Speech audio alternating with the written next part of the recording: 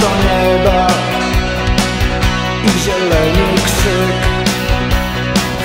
Polna droga pośród kwiatów i złamany krzyż, strumień skryty w mroku i zdziczały sad.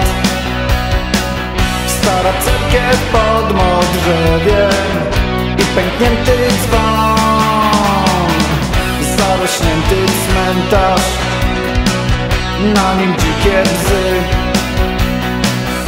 Ile łez i ile krzywdy, ile ludzkiej krwi. Księżyc nad odkrytem, niebo pełne gwiazd.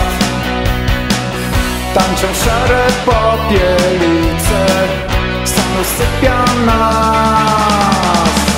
To właśnie są, to właśnie są, to właśnie są, to właśnie moje Bieszczady. To właśnie są,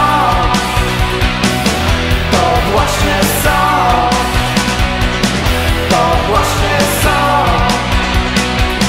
to właśnie moje Bieszczady.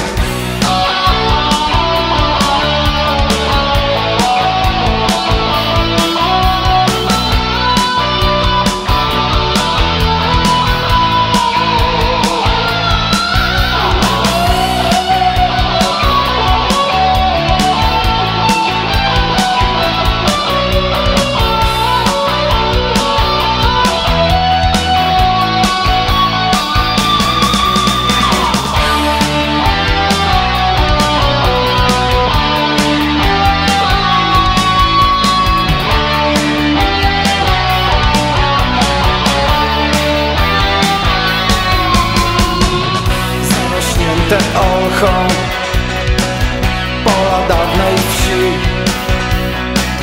Kto je orał, kto je zasiał, nie pamięta nikt. Skrzypią martwe świerki, to drewniany płacz. Świat się kończy w sokolikach, dalej tylko las. Druty na granicy dzielą nacje dwie.